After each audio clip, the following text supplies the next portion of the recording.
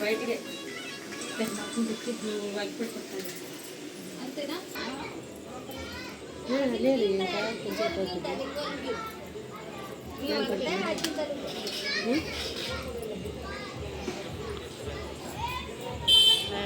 Start అయిపోతుంది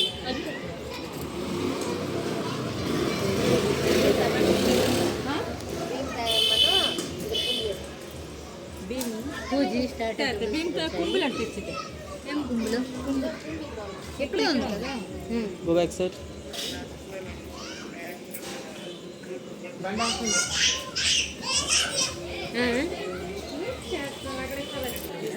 వెలిగించు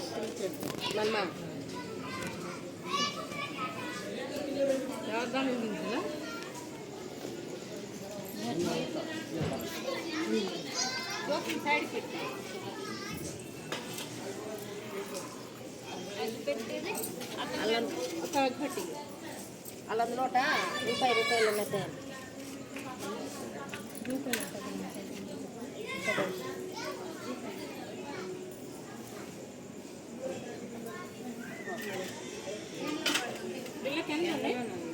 చుట్టూ చెన్నై మీద బొమ్మలాగా ఉన్నది మీద బొమ్మలాగా ఉన్నదంటే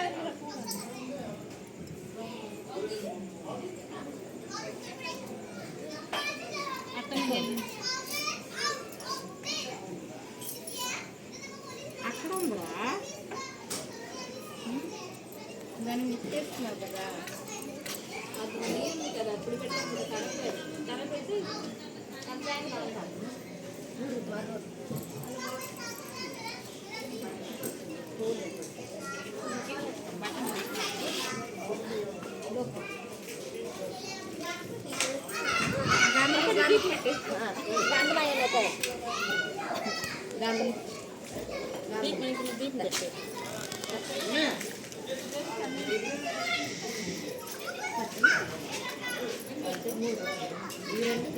నాకడం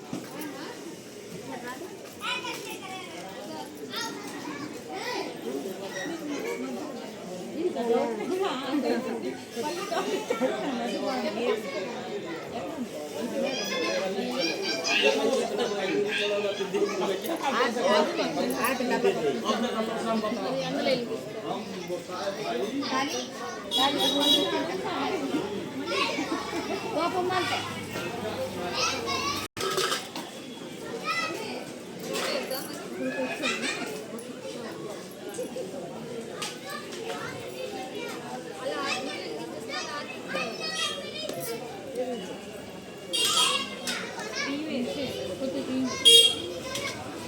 ఇక్కడ ఉంది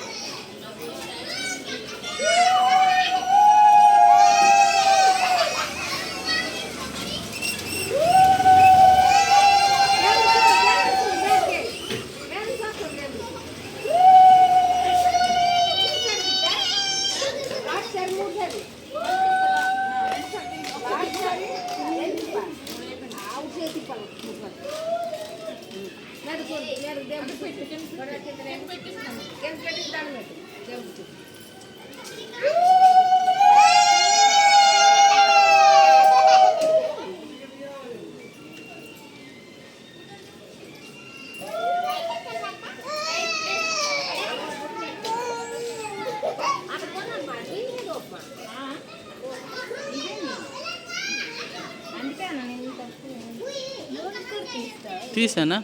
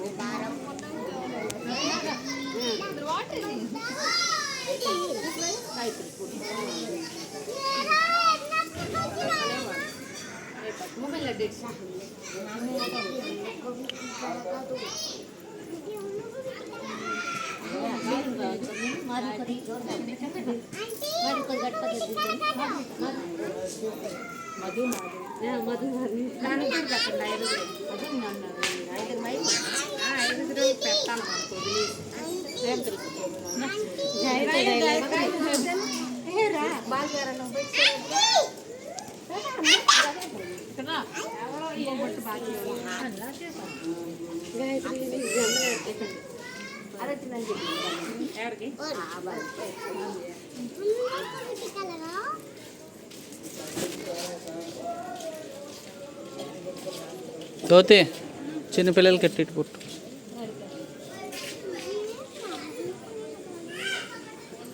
ये रीते रंगोली भी खाया था ना सुरभि थी हम बताओगे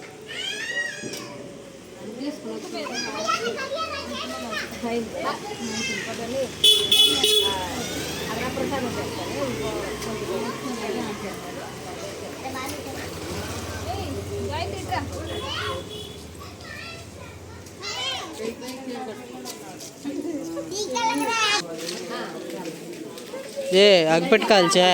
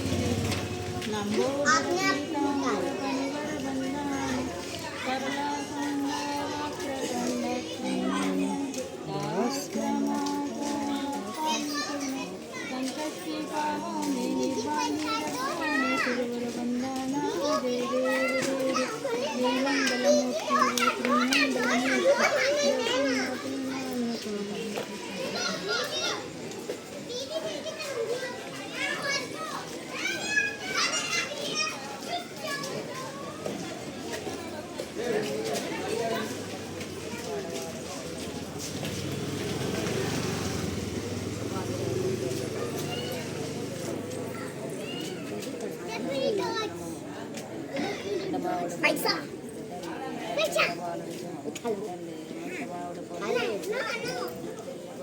दीदी पैसा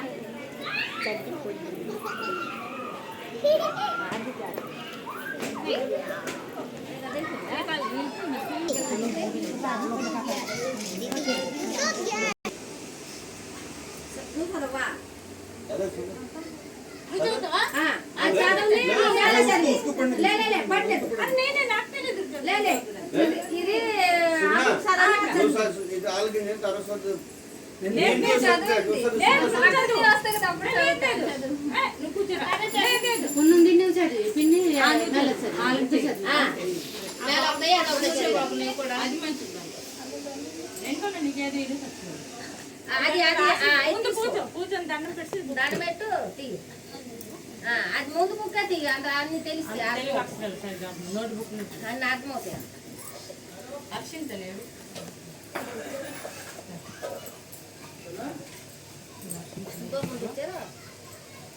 ये श्री हरि प्रभु शंकर అదో మ్యాన్ పెట్టరే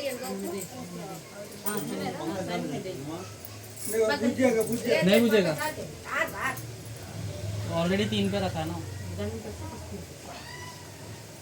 ये राम श्री हरि प्रभु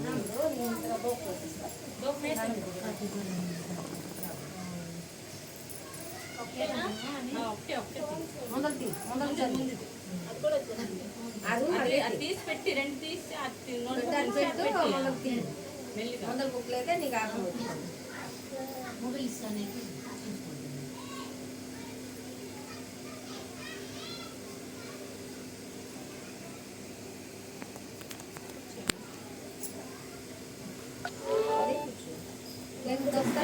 నోట్బుక్ తమ్మిట్టు నువ్వు ఆ పుస్తకం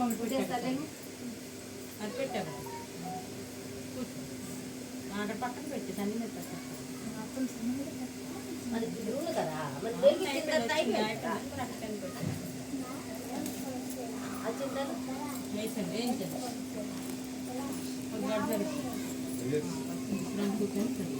తెలుసుకోరా అరే చదువుతాను తెలుసుకో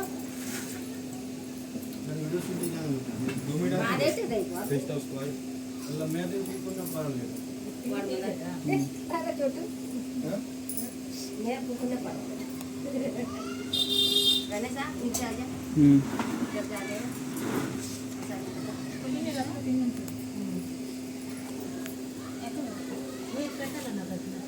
ఇక్కడ నుంచి స్టార్ట్ పెట్టాలి మంత్రం లేవు మంత్రాలు అందరూ ఉంటాయి ఇందులో సరే లాస్ట్ ఫోటో ఉంటాయి సరే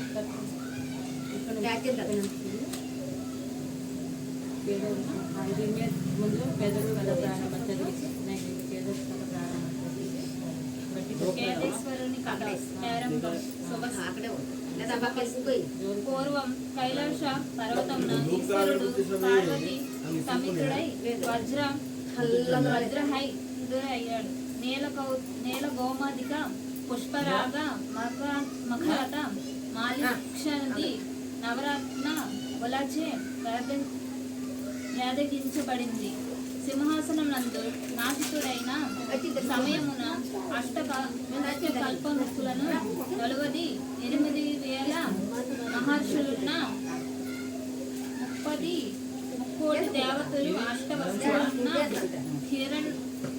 కిన్నర కింపుషన్ గరుడ గద్వర సిద్ధ విద్వాంసులున్న మౌలికుల వారలు ప్రతినిత్యము ఈశ్వర పార్వతులను దర్శించి సాష్టాంగ దండ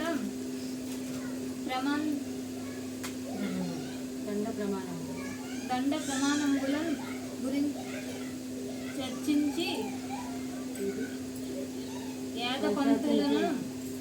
ఏదపంతులను మతి నిలంబరించి పోవుచుందురు.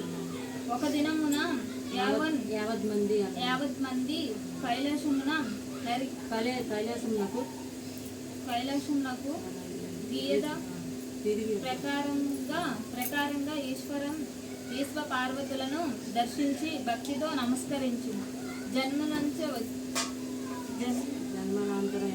జన్మనాంతరయందు మహామునియందు భృంగీశ్వరుడు పరశురామునికి జన్మించెను. ఈశ్వరుని సన్నిధిలో కూర్చున్న తన సతీమణి యగు పార్వతికి మందమిడిగి ఈశ్వరులను సాష్టాంగ నమస్కరించి అతి తర్వతమున తను నిజ స్థానంబును కరుదించెను. అదిగని పార్వతి మహాకోపంబున తన పతితో నాద విష్ణు బ్రహ్మశరులు మహర్షులు మొదలగు వారాలు ప్రతి దినమున మన ఇరువులు దంపతులను నౌక దాయంబున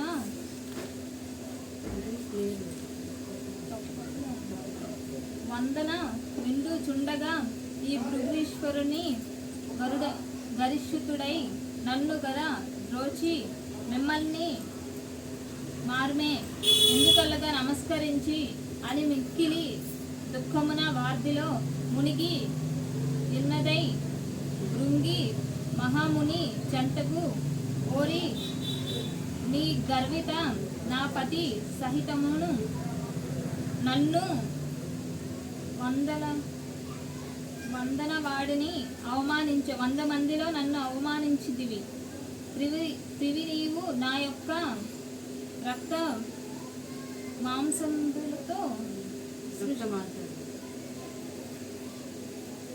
సృజింపబడి కావున తన క్షణమున నా రక్తక మాంసమును విచ్చుట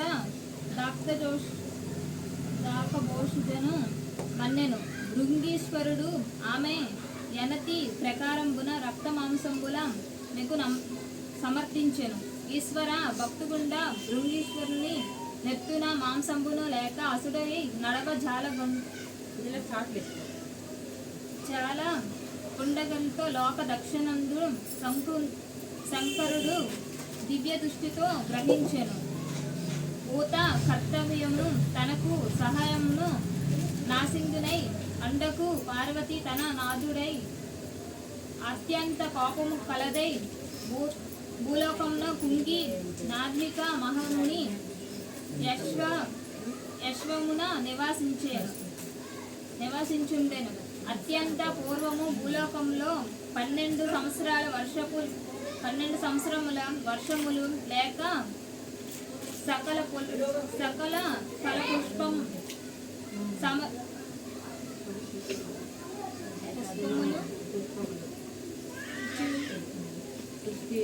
సృష్టించేండెను. ఇట్లుండగా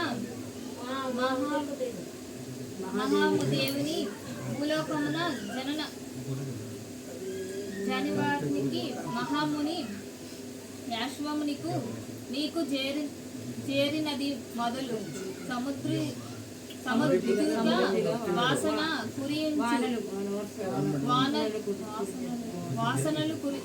వానలు కురియించును. సకల ఫల పుష్పముల వలె కాచి పూచి పచ్చగా వీక్షించెను. పూర్వ వాసనలు చుట్టూ ప్రక్కల పరిమళించెను. చుండగా తపస్విని చేయుచున్న వాల్మీకిని తపస్సు చేస్తున్న వాల్మీకిని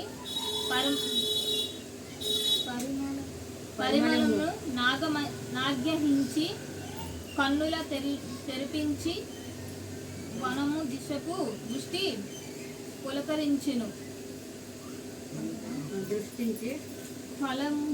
ఫలపుష్పముల గని మా దృశ్యమైనది.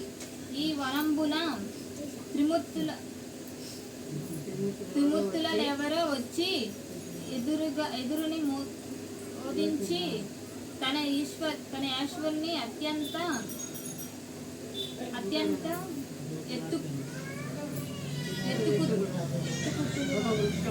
ఒక వృక్షము చెంతను పార్వతి గనే వాల్మీకిని మహాముని ఆమెను నమస్కరించి జనని లోమాత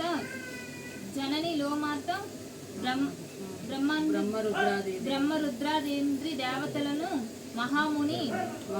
మహర్షులను ఆదిశక్తి స్వరూపులై ఉండి కైలాసమును విడిచి భూలోకమున జనించెను. నీ కారణమేమని మిక్కిలి వినయంతో పలుకుగా పార్వతి వాల్మీకితో జరిగిన వృత్తాంతాన్ని విన్నపించెను. అప్పుడు వాల్మీకి మహాముని తన యోగి మహాత్యంబును ఆమెకు తగిన సువర్ణ స్థాపనను గృహంబున నవరత్న ఖచ్చితపై సింహాసనమును కల్పించి ఆమెను నుపచారముల చుంచుండదును కరిగినముని నిన్యాల నియమించి కొన్ని దినములను తన ఆశయంబున కాలము వెడల విధించెను. ఒక దినము వాల్మీకి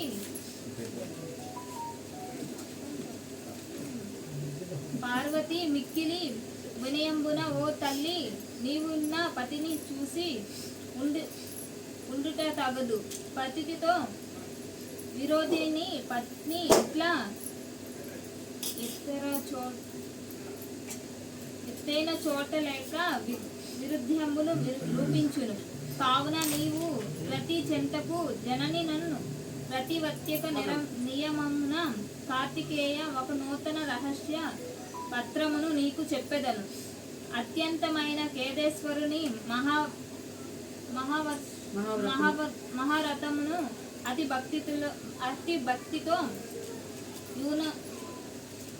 యూనమును నుంచి వారులకు కేదేశ్వరుడు ప్రత్యక్షమైన కోరిక వరంబుల వసంగును నోమును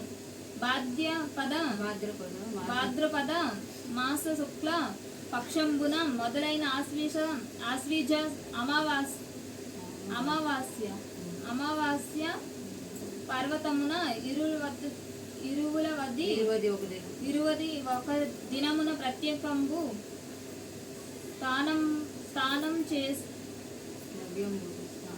స్నానంబు చేసి పరిశుభ్ర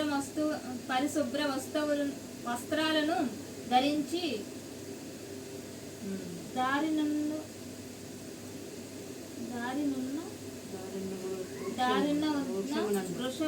వృక్షమునందు ఇసుక గుడిగా చేసి ఆ గుడిలో ఒక శివలింగమును చేసి ఆ శివలింగమును పరమేశ్వరునిగా భావించి మిక్కిలి భక్తితో అభిషేకమును వర్తించి విభూతిని గంధమును పుష్పములను ఇంకా అలంకరించి ధూపదీప నైవేద్యాలతో అలంకరించి ఒక బెల్లం ముక్కను, ఒక గంధపు ముద్ద, ఒక పసుపు ముద్ద, ఒక అత్యరస్తమును, ఒక అరటి పండు, ఒక టెంకాయ, ఒక్కొక్క తమలపాకు అచ్చట ఇంచి సాష్టాంగ నమస్కారం చేయును. ఒక మరి గూడను తెచ్చి దాన్ని ఇరువదిలా ఒక పేరికగా ఎడదీసి ఒక దారముగా పేమి దాన్ని దినమునకు ఒకటి వంతున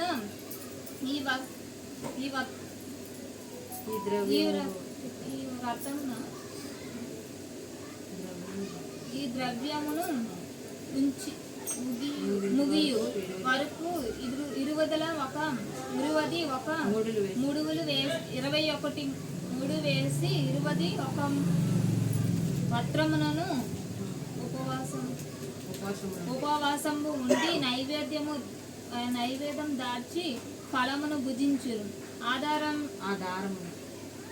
ఆ దారమును ధరించి కేదారేశ్వరుని దర్శనమిచ్చుట బడసి నీ ఇష్టం నుంచి వరంబులు పడయగలవు.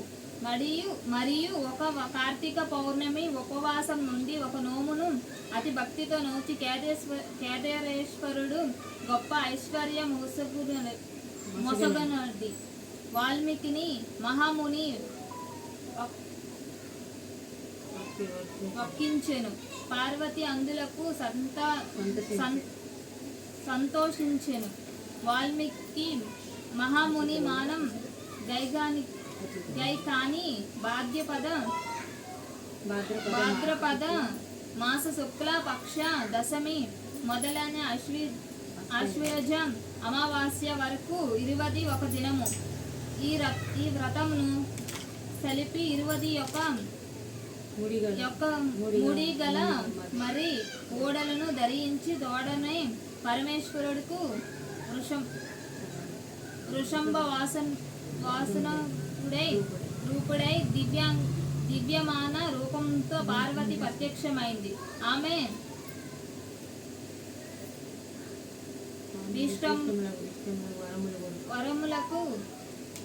వరములను అప్పుడు పార్వతి సంతోషంతో 100 మంది ఈశ్వరులతో ఒక కేదేశ్వరుని శరణంతో అర్ధభాగమును నాకివ్వమని అడిగాను. ఈశ్వరుడు తన పత్ని కోరిన చొప్పున తన శరీరంలో అర్ధభాగం ఇచ్చి అర్ధనారీశ్వరుడై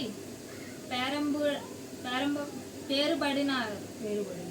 ఇది మొదలు ఈ వ్రతం అనుసరించిన వారికి వలయందు భాగ్యము నిరున్నై ఈశ్వరుడు పలికి కైలాసమునకు ఈ వ్రతం దేవాల్లో కంబెల్ల ప్రబలము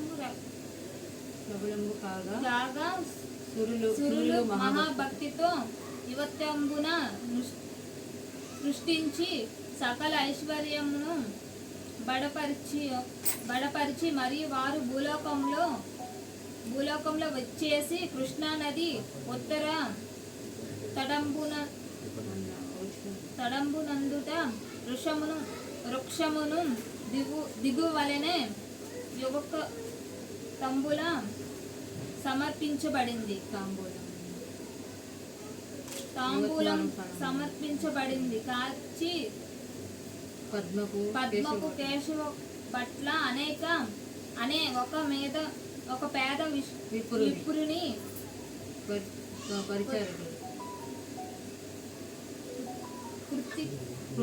పుత్రికలు సత్యవతి పుణ్యవతి మరియు స్థానార్థమైనది. దినమున కృష్ణానది ఉత్తరాన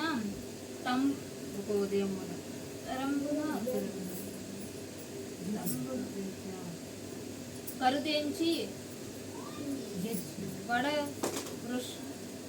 వృషమును కింద సల్పుంచున్న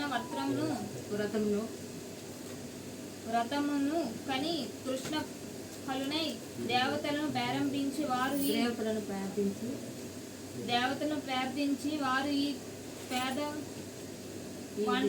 ఈ పేద వాండ్లను ఆదరించి, ఓ బిడ్డలారా, మరలా పసిపాపలను 21 దినంబున ఉపవాసముండి ఈ వ్రతమును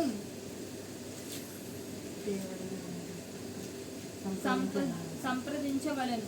ఒక కార్తీక పౌర్ణమి దినంబున ఉపవాసం ఉండి బూరెలు, పండ్లను, తమలపాకును, తులసి దళమును 1 మరియు మరికాయలను, పట్టు పోగులను, నూలు పోగులను బదులుగా మరియు ఓడలు, బెల్లపు ముక్కను బదులుగా పసుపు కొమ్ములు 21 చెప్పున సమర్పించవలను. ఈ కేదేశ్వరుని వ్రతమును సులువుండిని వ్రతం నియమాలను ఆ బాలికలకు తెలుపపరిచి దేవత స్త్రీలు అదృశ్యులై కార్తీక పౌర్ణమి దినంబున సత్య మరియు పుణ్యవతి మిక్కిలి భక్తితో నది అందు స్నానం చేసి ఉపవాసం ఉండి సాయంకాలంలో మందిర ఇసుక గుడి చేసి అందులో శివలింగం ఉంచి ఆ లింగమును పరమేశ్వరునిగా భావించి 21 తమలపాకు, 21 తులసి దళమును, 21 పోకలను, 21 మరి ఓడలను, 21 మరి ఓడలను, 21 మరి పసుపు కొమ్మలను,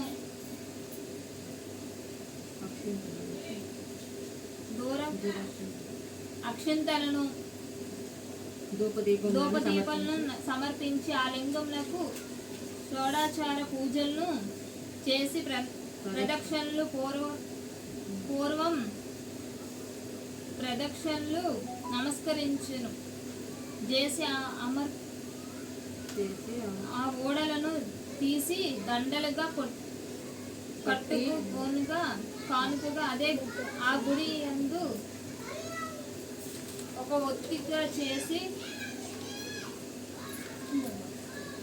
కాపాడెను. చుట్టూ తెలిసి ఉన్న ఈ ఉద్దరం అన్ని వణికింపగా అందులకు తల్లి ఓ కృత్తిక ఊర్చేయించెను. మహాకాళి పట్ల మమ్మీ తల్లి పుణ్యావతి ఐశ్వర్యమునకు బాధితుడై చుండెను. అచ్చుట సేవ నీకు వెళ్ళి కష్టం దిశ వాడితేను.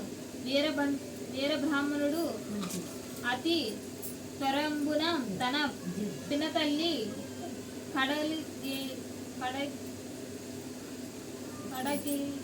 కడకేకి వారి హీనదశ నృత్యమును మరింత పరితపియును చెప్పబడింది. అప్పుడు పుణ్యవతి మిక్కిలి చింతించి ఆ బాలుని గుడ్డలు చిరిగిన గుడ్డలను పారవేయించి కొత్త వస్త్రములు ధరించి కాంత ధనమును ఇచ్చి ఆ బాలునికి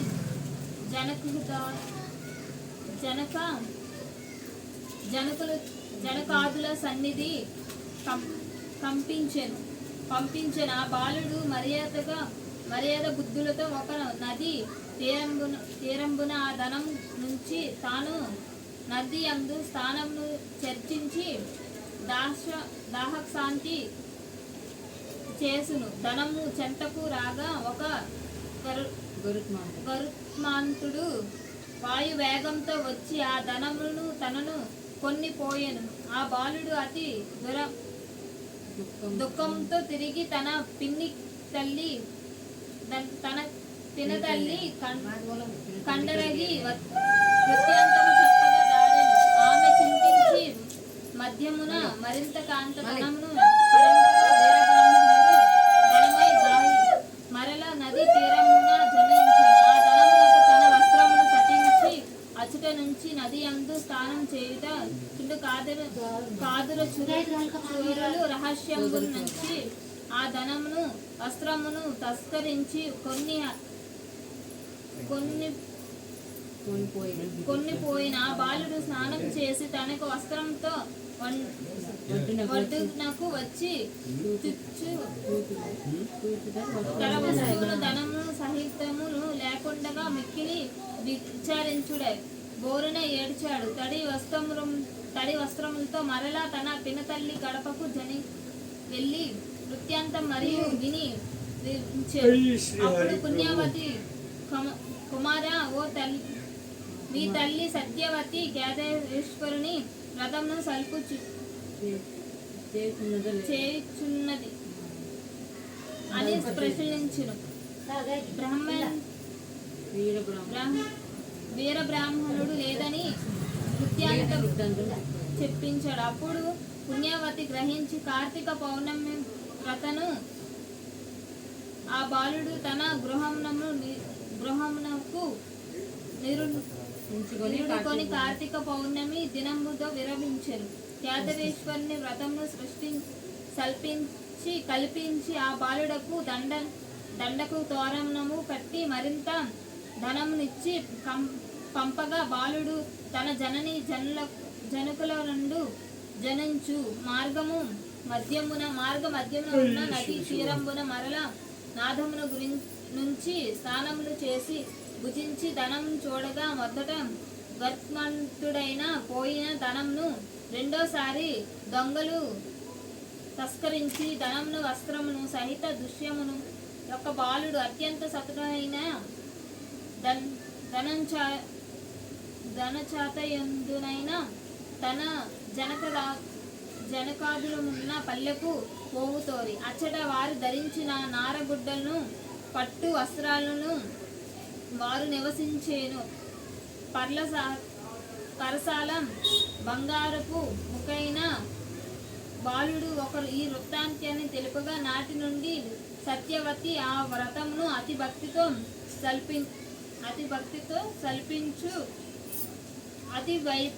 అతి దైవంబునంతో ముని పల్లె ముందు కాలమున గడపు చుండరి ఎట్టుల కాలది దినమున గడిచిన తన తదుపరి కాచిపట్టిన వస్తువులను రాజులేని రాజ్యము తగదని రాజుగారి పుట్టవు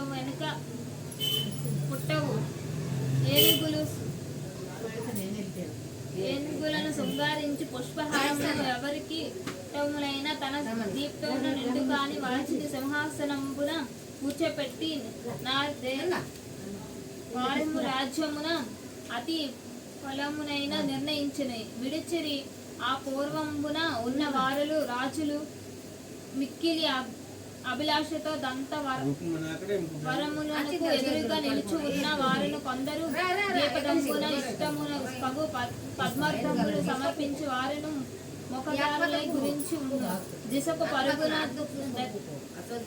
దంతికి అడ్డంగా సరయించి వారును ఇట్లా అనేక తెరంగులు ప్రయత్నించింది.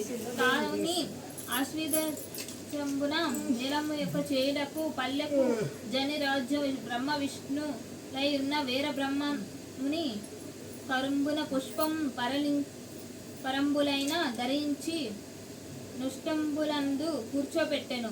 పూర్వజన్మన మహావైభవమును రాజుగారి పట్ల కేశమును చేయించింది. అప్పటి నుండి సమస్త అయిన వారు నోస్తూ ఉండి కృతజ్ఞతలు సోచి రాజ్యాన్ని కైలాసాన్ని వైశ్యుల్ని చోచి లేదా వైద్యంగా పారమునకు ఐగిరి సాధ్యం సూద్యలు నోచి పాడి పంటలు కలిగి ఐశ్వర్యమును మంతులై శ్రీ శ్రీ త్యాదేశ్వరుని వ్రతం సంపూర్ణం.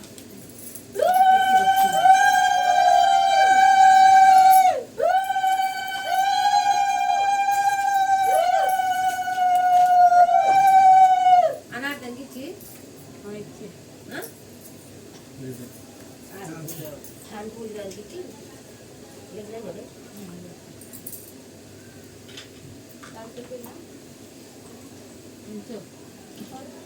పుస్తకం పెట్టి మరి చదివిపోయింది అన్నట్టు స్కూల్ వచ్చిందా నాకు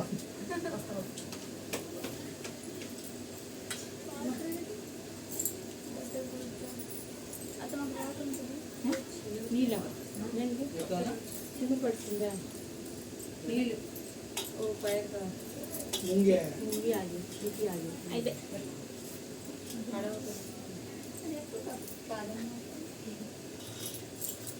దానివల్ల నోట్లో చెప్పుకుంటూ పెట్టండి.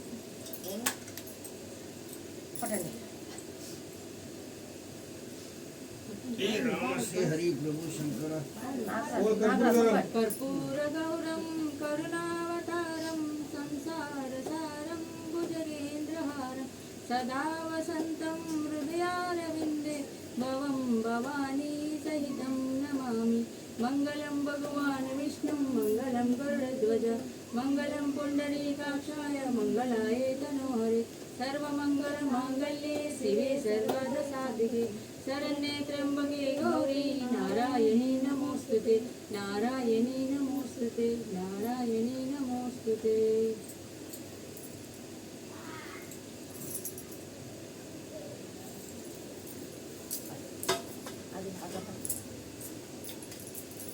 అడెంటి సవి తీసుకురా ఆశీర్వాదం నువ్వు తీసుకున్నావు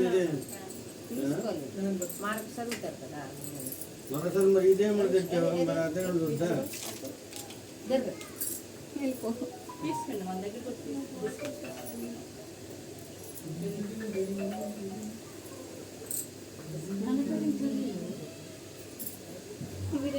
రామశ్రీ హరి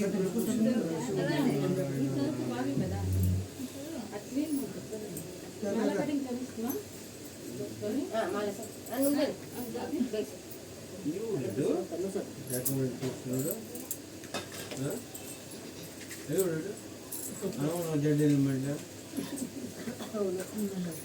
पप्पू भी पूछू तो कैसा बाल बने फोटो भी आ लेते हैं अभी मस्त निकाल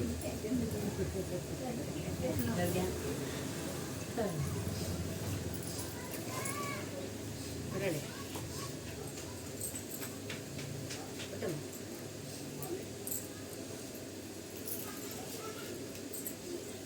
शुक्लांबरधरं विष्णुं शशिवर्णं चतुर्भुजं प्रसन्नवदनं ध्यायेत् सर्वविघ्नोपशान्तये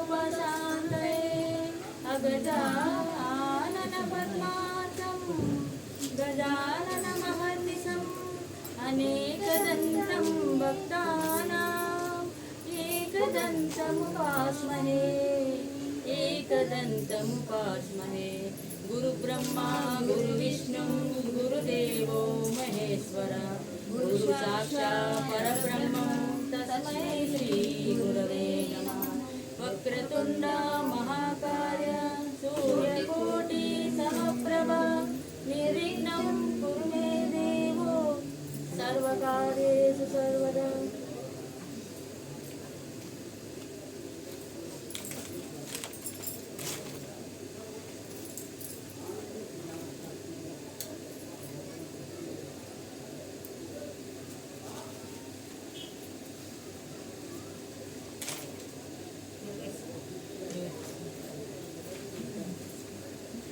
श्रीनाथ अष्टोत्तर शतनामावली ओम भूतात्मने नमः ओम अव्याय नमः ओम पुरुषाय नमः ओम परमात्मने नमः ओम बलाय नमः ओम भूतकृते नमः ओम सर्वाय नमः ओम मुकुंदाय नमः ओम अम्यत्मने नमः ओम शुभप्रदाय नमः ओम कृतये नमः ओम पापनाशनाय नमः ओम तेजसे नमः ओम गणपते नमः ओम योगाय नमः ओम दीर्घाय नमः ओम सुतिग्धाय नमः ओम अविघ्नाय नमः ओम प्रणदाय नमः ओम माधुरे नमः ओम पुनर्वसने नमः ओम माधवाय नमः ओम महादेवाय नमः ओम सिद्धाय नमः ओम बलाय नमः ओम नवनायकाय नमः ओम अंशाय नमः ओम बलिने नमः ओम बलाय नमः ओम आनंदाय नमः ओम गुरुवे नमः ओम आगमाय नमः ओम अनलाय नमः ओम बुद्धये नमः ओम पद्मनाभाय नमः ओम शुक्लाय नमः ओम ज्ञानपदाय नमः ओम ज्ञानिने नमः ओम सतिबिंदवे नमः ओम पावनाय नमः ओम खगाय नमः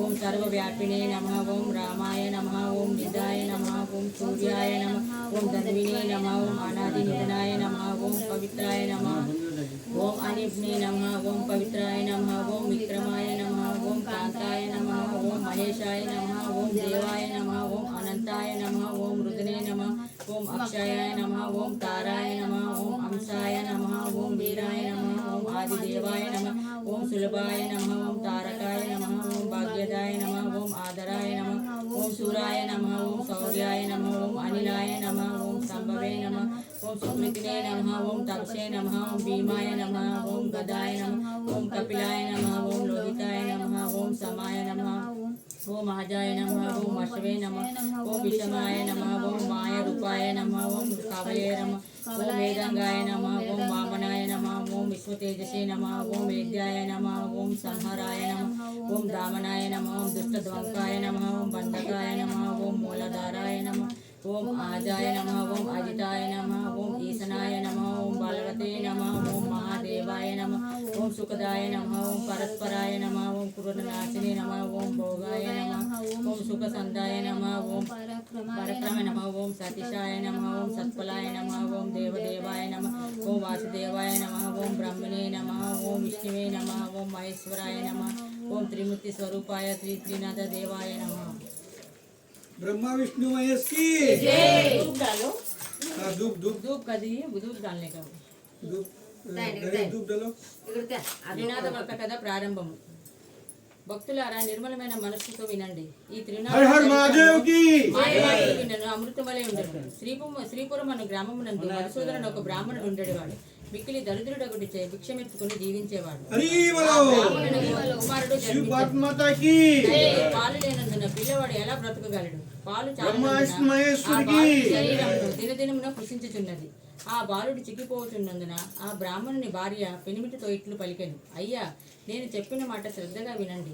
మన పిల్లవాడికి పాలు గల ఆవును ఒకటి తీసుకుని రండి అని చెప్పగా ఆ మాటలు విని భర్త ఏమని చెప్పుతున్నాడంటే, ఓసి నీకు వెరిపట్టినదా? మనం చూడగా కడు బీదవారం, పాలు ఇచ్చే ఆవు ఎలాగ దొరుకుతుంది? ధనరత్నములు మన వద్ద లేవు. నేను లోకంలో ఏ విధంగా గణ్యతను పొందుతాను?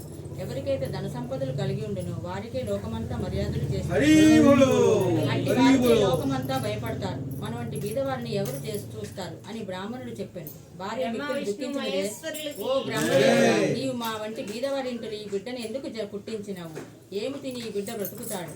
ఈ శిశుహత్య నాకు చుట్టుకుంటుంది అని దుఃఖించుచుండగా పిల్లవాని గోస చూచి ఏమీ తోచక ఆ బ్రాహ్మణుడు చింతాక్రాంతుడు తన ఇంటిలో ఉండిన కమండలము వైగర చిల్లర సామాన్లు సంతలో అమ్మివేసి ఆ అమ్మిన సొమ్మును 5 రూపాయలు జాగ్రత్తగా పట్టుకుని వెళ్లి భార్య చేతికి ఇవ్వగా ఆమె ఆ సొమ్ముని చూచి సంతోషించి పెనిమిటితో చూచి, అయ్యా ఈ సొమ్మును తీసుకుని వెళ్ళి పాలిచ్చి ఆవును ఒకటి తీసుకుని రండని చెప్పినది. అట్లు భార్య చెప్పిన మాటల ప్రకారము ఆ బ్రాహ్మణుడు ఆ రూపాయలు పట్టుకుని గ్రామంలో తిరిగను. ఇట్లు తిరుగుచూ పెద్ద భాగ్యవంతుడకు సావుకారుండే గ్రామమునకు వెళ్ళాను. ధనధాన్యములు పరిపూర్ణమే కుబేరునితో ఆ సావుకారు సరిసమానంగా ఉన్నాడు. అతని ఆవులన్నిటిలోనూ పాలతో నిండి ఉన్నది. దైవఘటన మాత్రము మరో విధంగా ఉన్నది. అతని ఆవులలో బోధ అనే ఆవు ఉండను. అది మిక్కుల దుష్టిబుద్ధి కలదై బయటకు వెళ్తే బరుల వ్యవసాయంలో చోరబడి ఒక దినమున సావుకారు చూస్తుండగానే పేదవారి పొలంలోనికి చోరపడి పండిన పంటను తినివేయుచుండెను. అది చూచి సావుకారు అతి కోపంతో, ఇంకా దీని ముఖము చూడకూడదు, ఆవును ఇప్పుడే అమ్మివేస్తాను. ఇది 50 రూపాయలు ఖరీదు గల ఆవు అయినప్పటికీ అందువల్ల మాకు మంజూరు లేదు, 5 రూపాయలకి ఇచ్చేస్తాను అని సావుకారు అనగా, ఆ 5 రూపాయలు నేను ఇస్తాను, ఆవు దూడను రెండును నాకు ఇప్పించండి అని ఆ బ్రాహ్మణుడు అనగా, ఓ బ్రాహ్మణుడా, నీకు వెరిపట్టినదా అని సావుకారు అనెను. అంతటా బ్రాహ్మణుడు, మీరు సావుకారు నిలుపుకోండి, మాట తప్పితే మీకు అసత్య బాధితులవుతారు అని అన్నాడు. ఆ బ్రాహ్మణుడు అన్న మాటలు సావుకారు విని తన తెలియక అనివేసినాడు. ఈ బ్రాహ్మణుడు ఎక్కడి నుండి వింటున్నాడో, ఈ ఆవును అతనికి ఇవ్వకపోతే నాకు అసత్యం ప్రాప్తించును కదా అని బ్రాహ్మణునికి చూచి చెయ్యి చాచినాడు. వెంటనే సొమ్ము పుచ్చుకొని ఆవును బ్రాహ్మణునికి సావుకారు ఇచ్చేయగా ఆ ఆవును దూడను తోలుకుని అచ్చటి నుండి బయలుదేరి తన ఇంటికి వచ్చి వేసినాడు. ఆ ఆవును చూడగానే బ్రాహ్మణ స్త్రీ సంతోషపడి వెంటనే పాలు పితికి కుమారునికి పోసి ఆనందమును పొందినది. ఇట్లు కొన్ని దినములు గడిచిన తరువాత ఆవు ఎటో పోయినది, కనిపించటం లేదు. వృద్ధిపోయిన వేళ అయినది. ఆవు రాకపోవడం బ్రాహ్మణుడు వెతకపోయినాడు. వీధులలోనూ సమీపంలో వ్యవసాయ భూములలోనూ చూశాను, ఆవు కనిపించలేదు. తెల్లవారుగానే నిద్రను మేల్కొని ఆవును వెతుకుటకే బయలుదేరి కొంత దూరం నడిచి వెళ్ళి తోటలో ఒక చెట్టును చూచినాడు. అది ఒక గొప్ప మర్రి చెట్టు. పైన 3 మనుషులు కూర్చుని ఉన్నారు. వారు వరుసగా బ్రహ్మ, విష్ణు, మహేశ్వరులు. వారే త్రిమూర్తులు. అటువంటి చెట్టు కింద బ్రాహ్మణుడు కూర్చుని ఆయాసం తీర్చుకొని లేచిపోతుండగా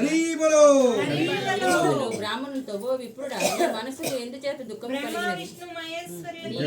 ఎక్కడికి వెళుచున్నావు? ఆ సంగతిని మాతో చెప్పు అనగా బ్రాహ్మణుడు చేతులు జోడించి, అయ్యా, నేను కడు బీదవాడను, భిక్షమెత్తుకొని బ్రతికేవాడను. నాకు ఒక ఆవు ఉన్నది, అది కనిపించట్లేదు. ఈ దినమున ఈ గృహంలో ఆ సంతకు వెళ్ళి వెతికెదను. ఎవరైనా దొంగిలించి తీసుకుని పోయినట్టయినా ఆ సంతలు అమ్ముతారు కదా. త్రినాథ స్వాములారా, ఈ ఉద్దేశంతోనే నేను వెతుక్కుంటూ వెళుతున్నాను అని తన సంగతి చెప్పాను. అది విని బ్రాహ్మణులకు త్రిమూర్తులు, నీవెలాగో సంతకు వెళుతున్నావు కనుక ఏమన్నా కొన్ని దినుసులు కావాలని అడిగేది. త్రిమూర్తులు ఇట్లనేది, 1 పైసా గంజాయి, 1 పైసా ఆకు చెక్క, 1 పైసా నూనె మాత్రమే తెచ్చి ఇమ్మని చెప్పాడు. ఆ మాటలు విని బ్రాహ్మణుడు ఏమని చెప్పుచున్నాడంటే, ఓ త్రిమూర్తులారా, నేను బీదవాడును కదా, భిక్షమెత్తుకొని జీవించుచున్నాను అని అనగా త్రిమూర్తులు ఏమి చెప్పుచున్నారంటే, ఓ బ్రాహ్మణుడ విను, అదిగో ఆ గోరంటు పొద కనిపించుచున్నది, 3 పైసలున్నవి. ఆ మాటలు విని బ్రాహ్మణుడు వెళ్ళి ఆ గోరంటు గడ్డి మొదలు పైకి లాగేసరికి 3 పైసలు దొరికినాయి. ఇంకా ఉండునేమోనని ఆ చెట్టును ఇంకను పైకి లాగుతుంటాను. అది చూసి త్రినాథుల వారు, ఓ బ్రాహ్మణుడు, నీకు వెరిపట్టినదా? అందులో పైసలు ఎంత దొరికినవో అంతే ఉండును అని అన్నారు. ఆ మాటను బ్రాహ్మణుడు విని అచ్చటి నుండి వెళ్ళిపోయాను. కొంత దూరం వెళ్ళి తిరిగి వచ్చి ఆ చెట్టు కింద నిలిచి చేతులు జోడించి త్రినాథుడు ఇట్లు పలికిరి, ఓ ఇప్పుడుడా, తిరిగి ఎందుకు వచ్చావు అనగా, అయ్యా మీరు చెప్పిన వస్తువులు నేను ఎలాగ తెస్తాను అని ప్రశ్నించగా నీ పై మీద గావంచాలు తెమ్మని త్రినాథులు అన్నారు. అందులో గావంచలు నూనె ఎలా ఉంటుంది, మీరు జగత్కర్తలు నాతో కపటంగా చెబుతున్నారు అని అనగా, పోయి నీతో కపటంగా చెప్పలేదు, మమ్మల్ని తలుచుకుని నూనెను గావంచలో బ్రాహ్మణుడు శ్రీపురం సంతమును ప్రవేశించినాడు. వెళ్లి చూడగా తన ఆవు కనిపించలేదు. గంజాయి తీసుకుని నూనె కోసం బజారుకు వెళ్లి తెలకల వానికి 1 పైసా నూనెను ఈ గావంచలో పోయమన్నాడు.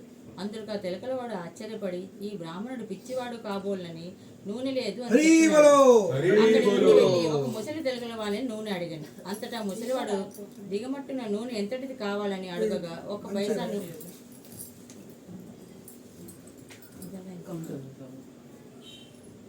बंद करना कम क्या उम्र है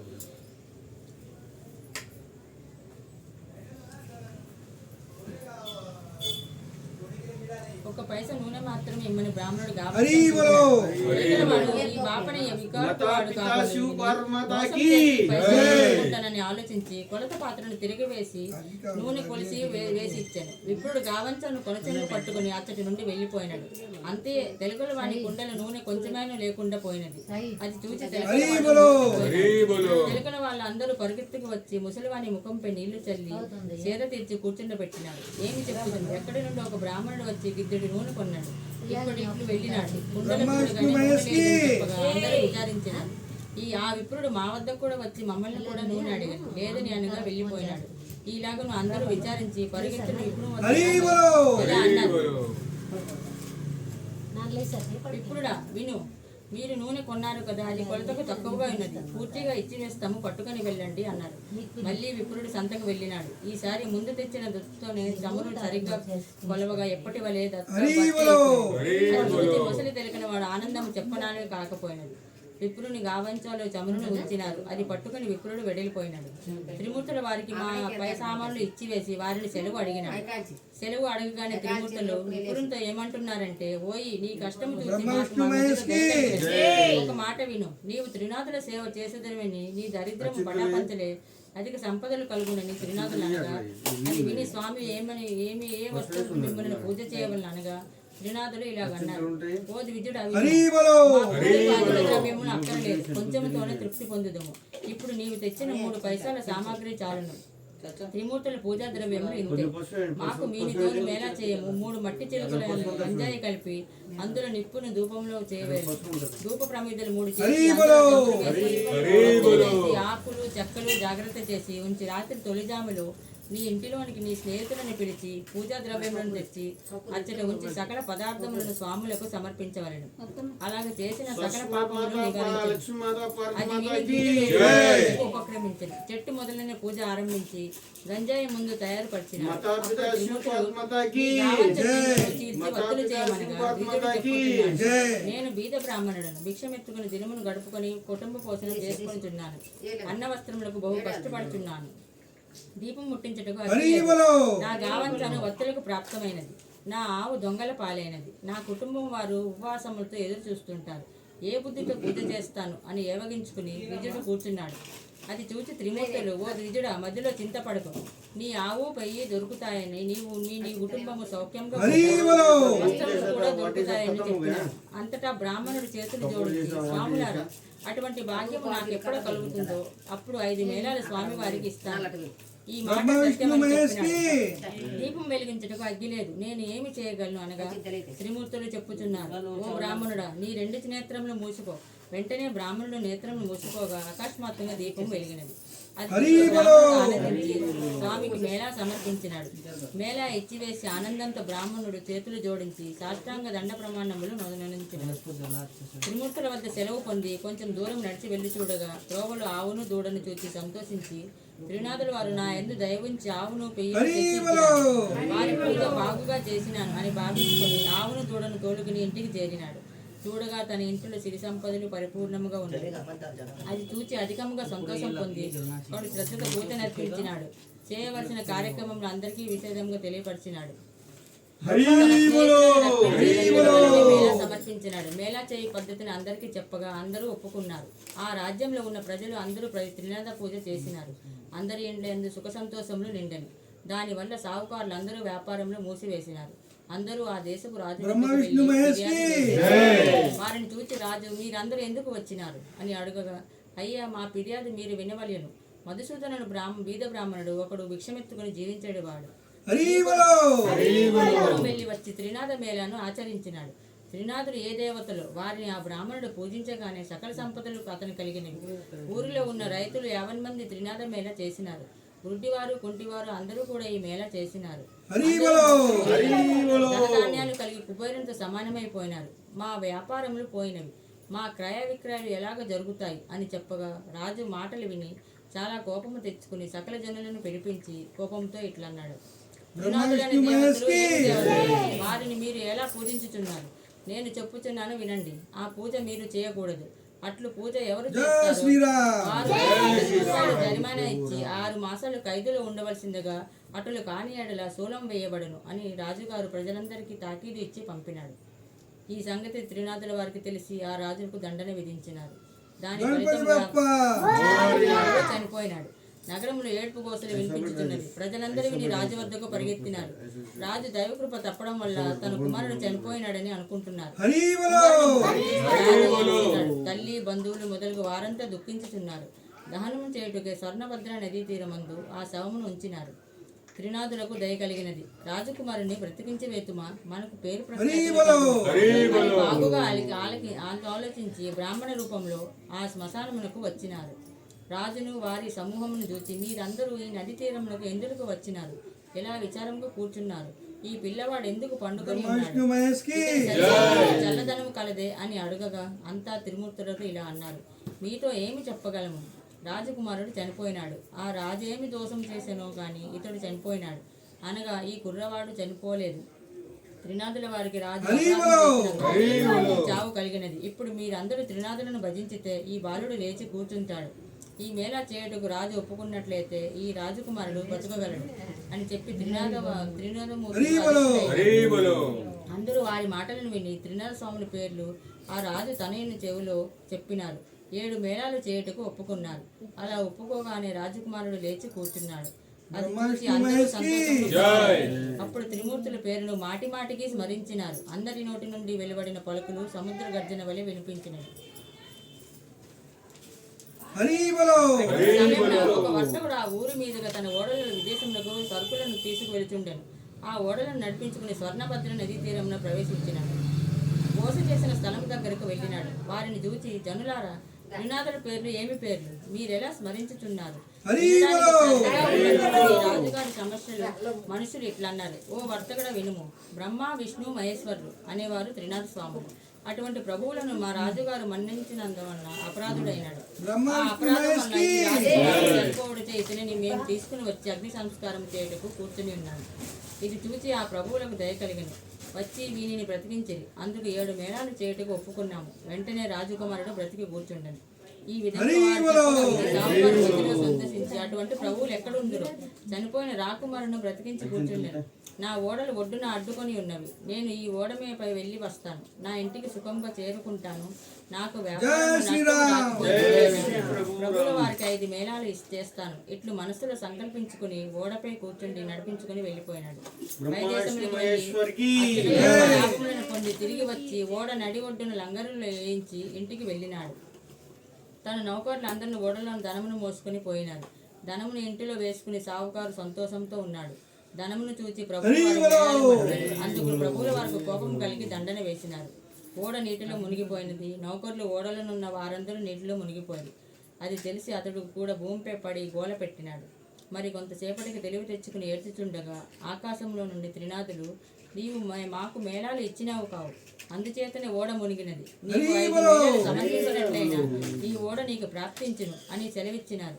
అది విని సావుకారు మధ్యలో దుఃఖించి, ముందు నేను సంకల్పం చేసి ఉంటిని. ప్రభు